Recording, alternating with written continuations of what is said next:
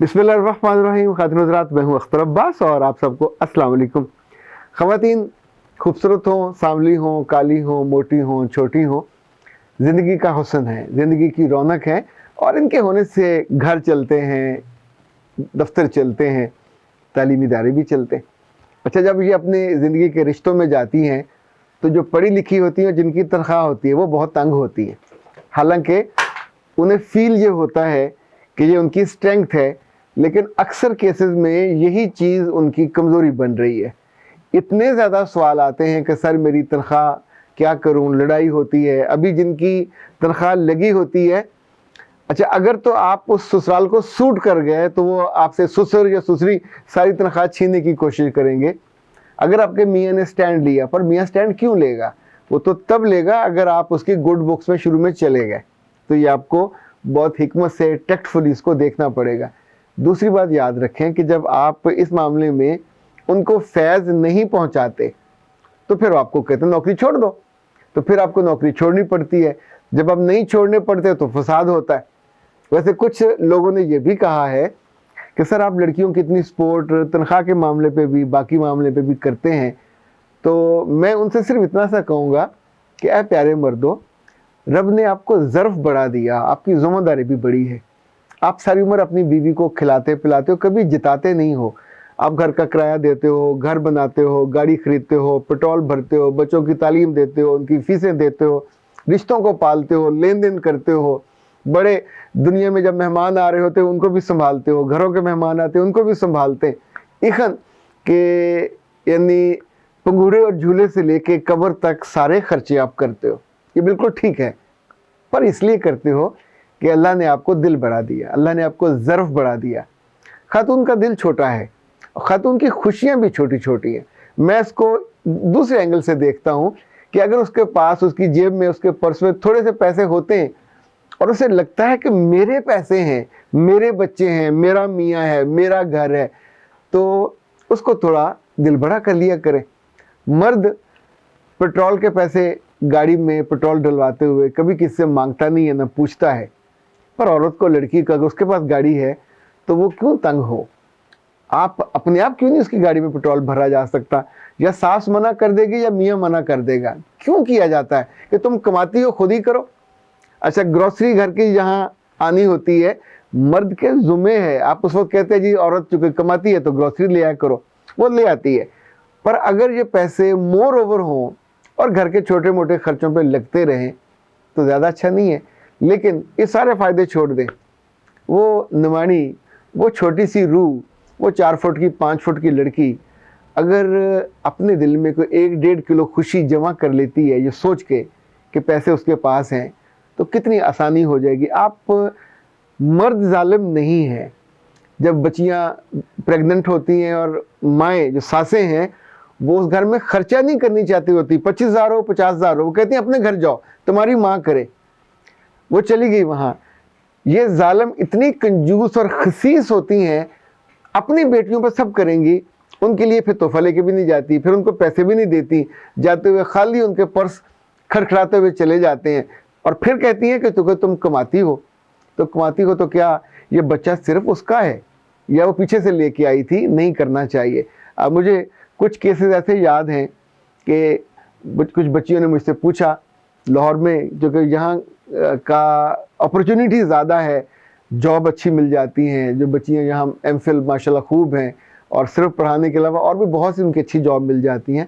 तो एक बच्ची की शादी अपने ही ख़ानदान में हुई, अपने ही अजीज़ों में हुई, तो फसाद हो गया उसकी जॉब की वजह से। तो फिर उसने पूछा मैं क्या करूं? अच्छा, उस वक्त उसकी तनख्वाह मानो 40,000 थी, तो सास को भी बहुत चुभती थी, लेकिन सबसे ज़्यादा उसकी माँ को चुभती थी। तो उसकी माँ ने उसको कोई ना चीज़ डाली, ना बर्तन दिए, ना चादरें दी, ना बिस्तर दिए, ना फर्नीचर दिया, और उसका ख्याल था कि मेरे साथ रहेगी और मैं इसको फीड करती रहूँगी जैसे कर रही थी और ये मेरी मानती रहेगी।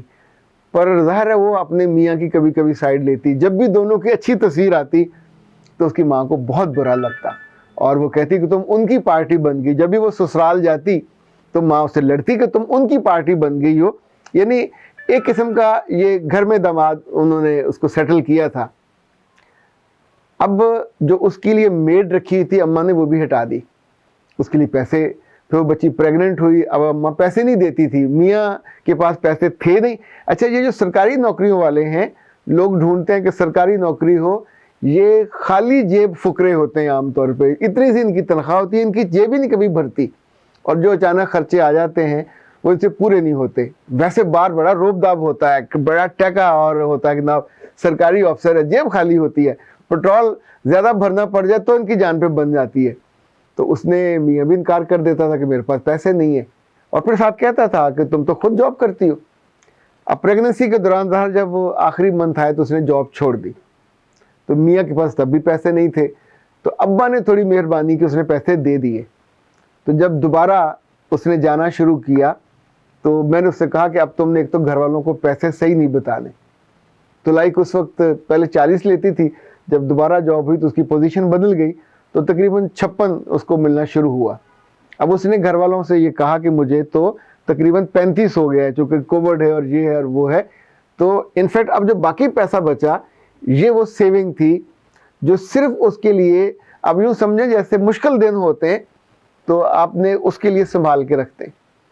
बीच में एक आध साल गुजरा, उसके पास वो पैसे जमा होते रहे, कुल लाख 1.5 लाख रुपए हो गया। तो एक दो बार ये हुआ कि उसके मियाँ ने कहा कि मेरी बहन के बच्चों की सालगिरह है और तुमने अगर कोई अच्छा तोहफा ना दिया तो यूँ समझो कि हमारा रिश्ता तो गया, क्योंकि मेरे घर वाले ये कहते हैं कि तुम हमारे पास भी नहीं रहती और कमाती और कमा कमा के अपने माँ, हालांकि उसके माँ बाप बहुत खाते पीते थे, बहुत अच्छी जगह पे डिफेंस में रहने वाले थे, लेकिन ज़रा दिल का मसला तो है, वो छोटा बड़ा होता है। तो उसने फिर पूछा जी क्या उनको दिया जाए। तो मेरा मशवरा भी ये था कि तोहफा तुम्हारा मियाँ क्या कहता है। उसने कहा जी वो कहता कि सोने की चीज़ बच्ची को दो, और ये तोहफा भी दो, वो तोहफा भी दो। तो फिर उसे मशवरा तो यही दिया कि सोने की चीज़ ना दो, क्योंकि जो भी दोगे चीज़ होगी और उसके बाद उसका वज़न नहीं होता। आमतौर पे ये जिस तरह के तोहफों को बेवज़न करने में, बेवकूफ़ करने में ऐसे चुटकी में हो जाते हैं। तो उसने फिर अपनी सास को जाके कोई 35,000 रुपया दिया, 35,000। तो एकदम सास की आंखें खुली की खुली लगी। 35,000 बहुत ज़्यादा तो नहीं है, but she was not expecting. उसका ख्याल था कि 5-4 के कपड़े ले आएगी, कुछ और लेके नहीं गई।